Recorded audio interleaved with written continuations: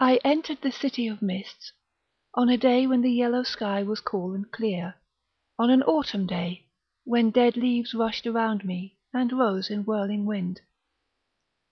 Curls of chimney smoke mingled gracefully with autumn wind, as I stepped down hilltop streets, into the winding lanes of what seemed the main section of Kingsport. Stopping at one shop, I purchased a warm green scarf, for it was my fancy to sleep beneath the abyss of night. My walking tour of New England had been a wonderful experience, and although I had been a wayfarer for many hours, I was not yet worn out. Studying my street map, I followed the winding lane that took me to the hillside burying ground. I climbed the steps that led to a sturdy bench, where I could sit and watch the yellow sky grow pale, then purple. I looked down the sloping hill, past tombstones black with age, over the rooftops to the harbour. I knew that somewhere below was the haunted place that I sought, and taking the book out of my knapsack, I opened it to where I had placed a hand-made map given me by an acquaintance who had lingered in this town for 3 years. It was the book, actually, that had brought me to this mist-shrouded seaport, the slim volume of macabre verse by Winfield Scott. I came to Kingsport because I was obsessed with my dark dreams, and Scott's book of poetry was a collection of his cosmic nightmares put to rhyme, and some of them seemed damnably familiar. The artist who had introduced me to the poet's work had been a part of Kingsport's transient community of artists, mostly students who had heard beguiling tales of the old town and came to seek mystic inspiration. Her stories regarding the mysterious poet did not make him sound very interesting. Rather, she described him as a burned-out failure who lived like a street urchin and was over-fond of alcohol. I listened to her tales with more interest than was evident, for she lacked the intimate connection of shared nightmare, and was herself a rather blasé soul. She had loved the old seaport, however, and was intimate with its lanes. And so I thanked her when she made me an impromptu map that indicated where I might find the residence that the poet claimed as home. I descended steps that took me to the road below, book and map in hand, and followed the handwritten directions as the sky darkened over me. A chill crept into the air, and so I wrapped my new scarf tighter around my neck as I approached the lonesome place that was the residence I sought.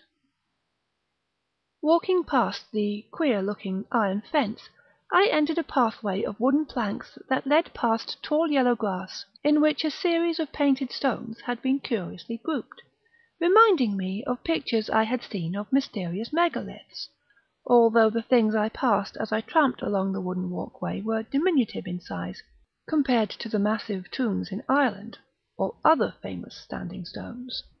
There was something in the way the stones were grouped that made me think of secret things, and this inspired me to quiet my tread and walk as silently as possible toward the crazily slumped and tilted house ahead.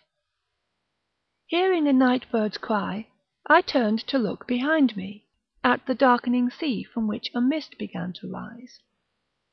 Then I continued my way to the porch, where a fellow sat and read by lantern light. "Are you lost?"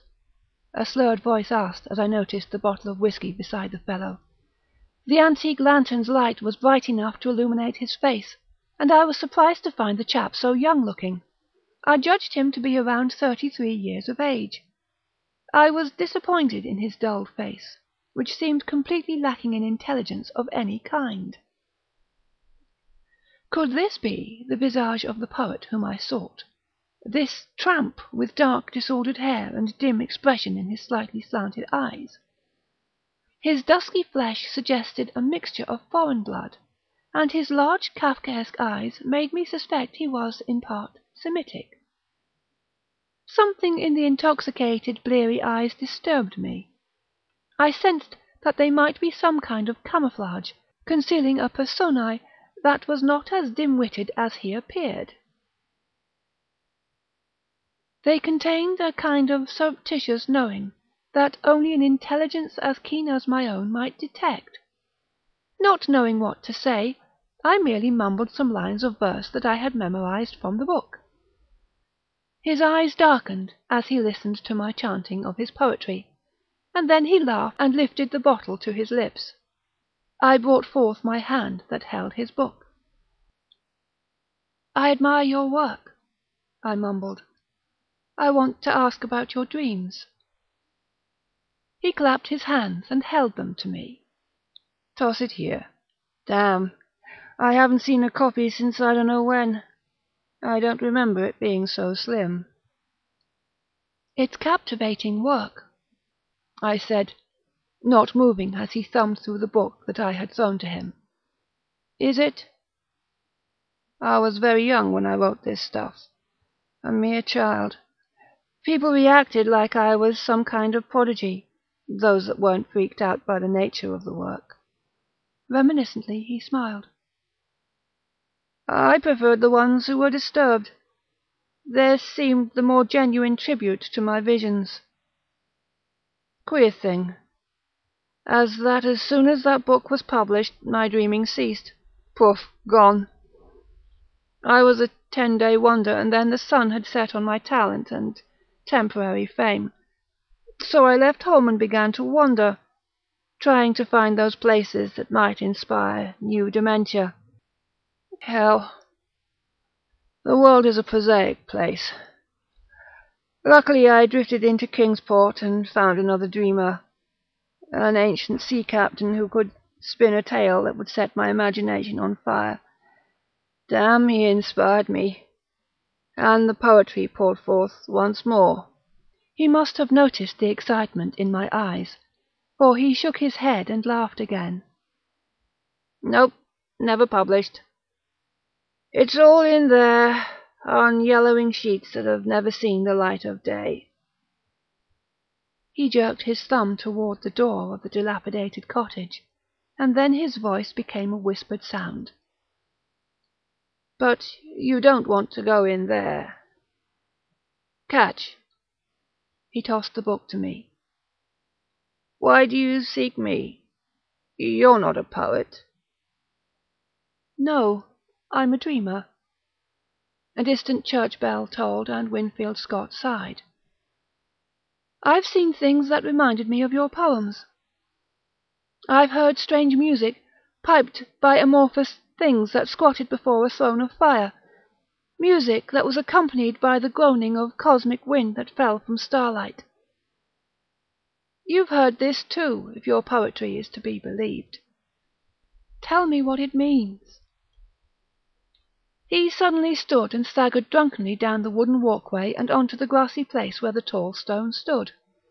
Turning to gaze at me, he leaned onto the tallest stone, an oddly painted thing that resembled the eye idols excavated by Agatha Christie's husband in Tel Brac in 1937. Joining him, I touched my finger to the idol and found its stone peculiarly soft. Scott ignored me and scanned the sky with sober eyes. "Don't you get it, friend? There is no meaning.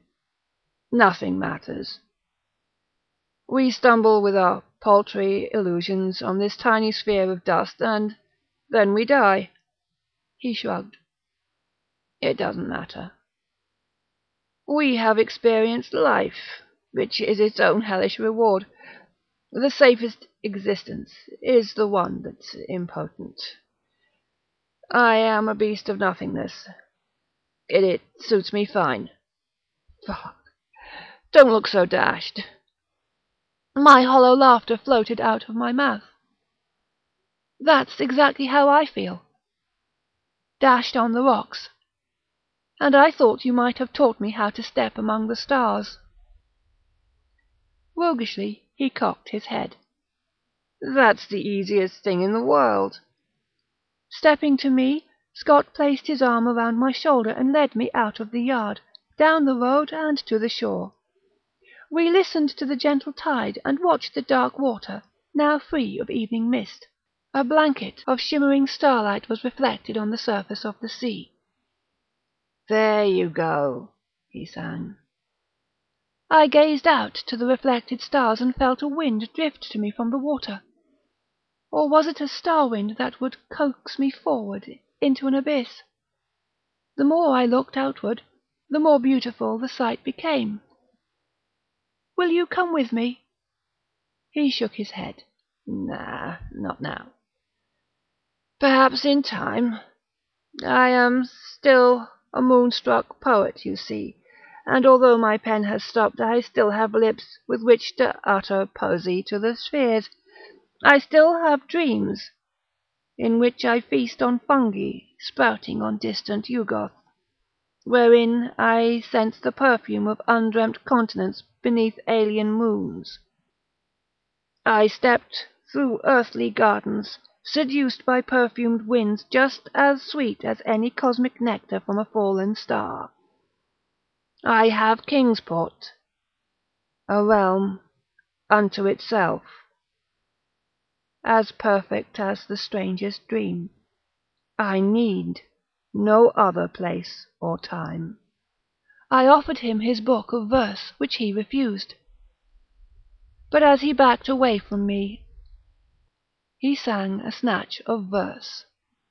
"The midnight constellation calls my face, as I stargaze into eternity, wherein I find a more congenial pace, undreamt of by dim dull humanity. Far from mortal days I ache to soar, far from flesh this squalid weight of mud, that forms this prison husk I so abhor, this useless husk of skin, of bone and blood." I heard them call above and beyond me, the shifting stars that swam the sky and were reflected on the water. Clutching the book of poetry to my chest, I moved into the water and walked the spaces between the stars. As I moved, my weight altered, as if I might surrender it and freely float into the dark abyss. I was submerged, but by water or black welkin I could not ascertain, and although other things, shapeless and soundless, floated by me, I had never felt so utterly alone. I opened my mouth and drank the liquid fire of a star, and thus my vocal cords were so transformed that I could chant poetry as never before. A strangeness, of water or of air, I did not know, seized Scott's book from my hand, and I watched it drift and disappear into the audient void.